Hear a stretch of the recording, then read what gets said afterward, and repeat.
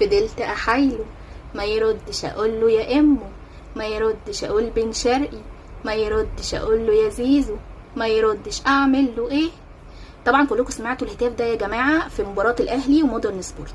حقيقي يا جماعه جمهور الاهلي صعبان عليا قوي، صعبان عليا جدا. مش لاقي قدوه عنده يغيظنا بيها قد لعيبتنا.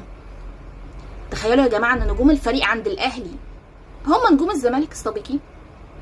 يعني الاهلي ما بيعرفش يعمل حاجه لوحده والله. يعني الاول جاب امام، لقى انه مش كفايه،